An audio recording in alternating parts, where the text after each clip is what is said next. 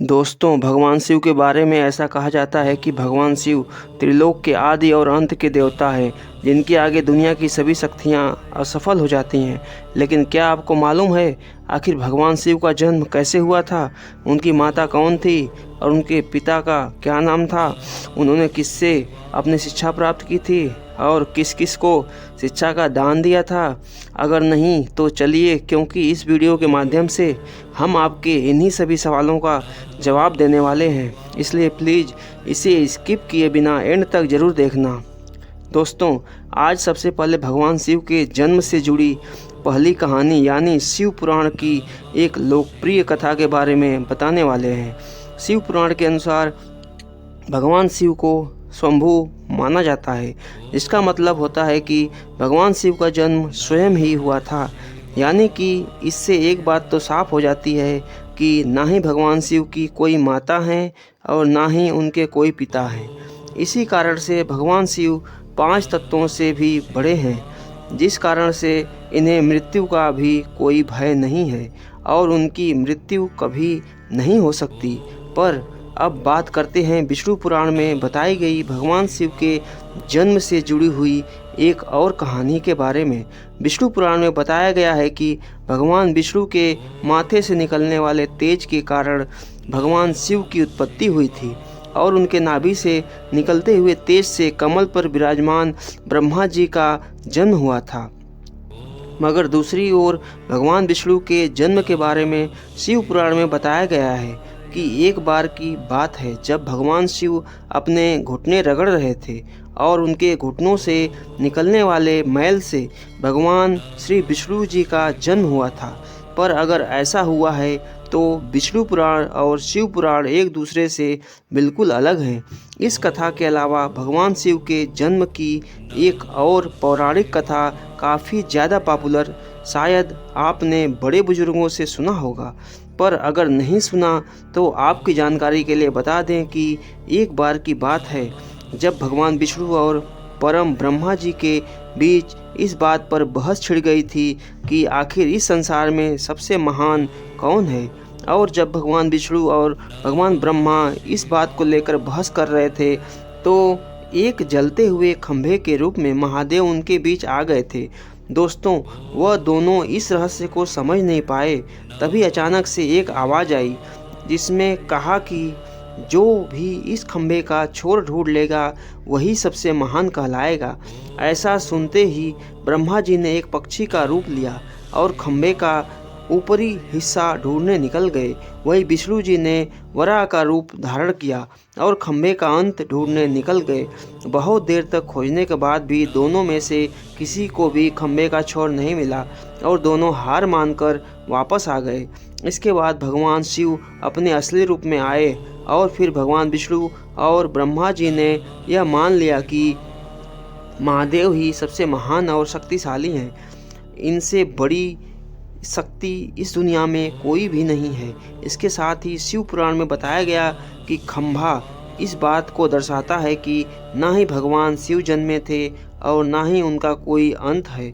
और एक कारण यह भी हो सकता है कि भगवान शिव को शंभु कहा जाता है, यानी भगवान शिव का अंत है ही नहीं, वे अमर हैं। अब हम बात करते हैं भगवान शिव से जुड़े एक ऐसे विषय के बारे में जो सबसे ज़्यादा प्रसिद्ध है कि क्या भगवान ब्रह्मा भगवान शिव के पिताजी हैं। हाँ, उनकी यह कहानी लोगों के बीच काफ़ी प्रसिद्ध है।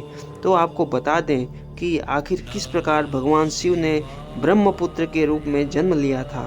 इसके पीछे विष्णु पुराण की एक और पौराणिक कथा है, जिसके अनुसार जब धरती, आकाश, पाताल या कहें पूरा यूनिवर्सल यानी पानी में डूबा हुआ था, तब भगवान विष्णु के अलावा कोई भी देव या प्राणी इस संसार में नहीं था।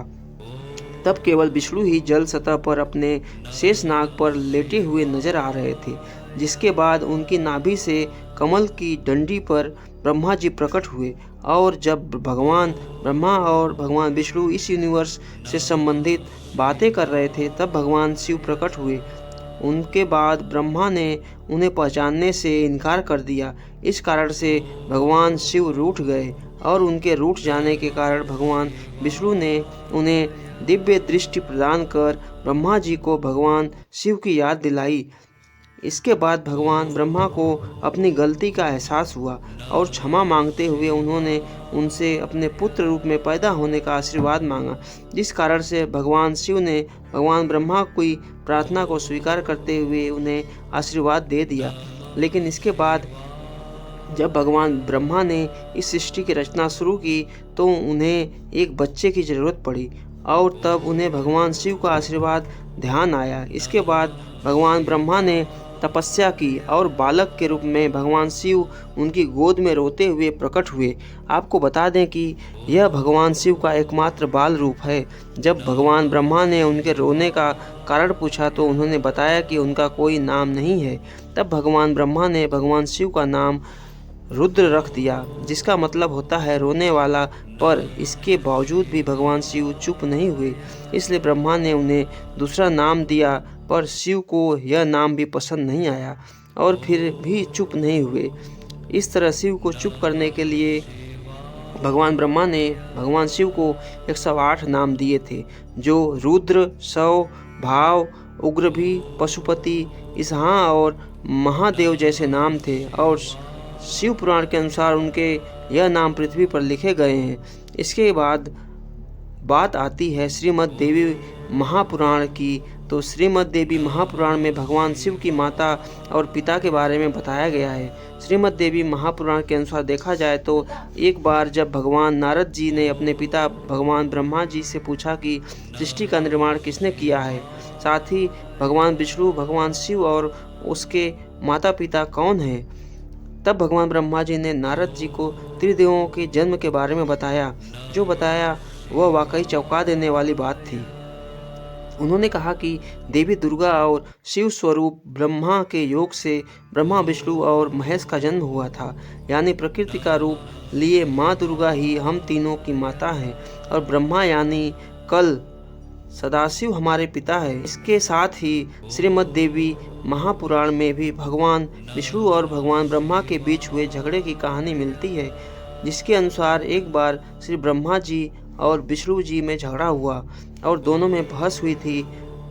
तब भगवान ब्रह्मा ने कहा कि सृष्टि को मैंने बनाया है और मैं ही प्रजापति हूँ। इसके जवाब में भगवान विष्णु जी ने कहा कि मैं आपका पिता हूँ, क्योंकि आप मेरी नाभि से निकले हुए कमल से पैदा हुए हैं। और धीरे धीरे कर यह बहस बढ़ती हुई ज़्यादा हो गई। दोस्तों, इसके बाद इन दोनों का झगड़ा सुनकर सदाशिव पहुँचे और उन्होंने कहा कि पुत्रों, मैं ही तुमको इस संसार को बनाने और इसे संभालने के लिए केवल हुक्म दिए हैं। इसी प्रकार मैं शंकर और रुद्र को शहर और तिरुपति के कार्य दिए हैं। इसके साथ ही उन्होंने कहा कि मेरे 5 मुख हैं। एक मुख से आकर, दूसरे मुख से पुकार, तीसरे मुख से पुकार, चौथे मुख से बिंदु और 5वें मुख से नाथ यानी कि शब्द प्रकट हुए हैं। उन्हें पांचों को एक साथ मिलाकर देखा जाए तो एक अक्षर ओम बनता है, जिसे आज हम सभी भगवान शिव के मूल मंत्र के रूप में जानते हैं। इतना कहने के बाद भगवान ब्रह्मा और विष्णु दोनों ही समझ गए कि भगवान शिव से ज़्यादा शक्तिशाली इस दुनिया में कोई भी नहीं है, और दोनों ने भगवान शिव को प्रणाम किया और चले गए। चलें दोस्तों, अब जब आप भगवान शिव के बारे में इतना तो जान ही चुके हैं, तो क्या आपको पता है कि आखिर भगवान शिव ने किससे शिक्षा प्राप्त की थी और उनके गुरु कौन थे? हम जानते हैं, शायद ही आपका जवाब आप में से किसी को नहीं पता होगा, पर जिन्हें नहीं पता उन्हें बता दें कि भगवान शिव स्वयं इस दुनिया के गुरु माने जाते हैं।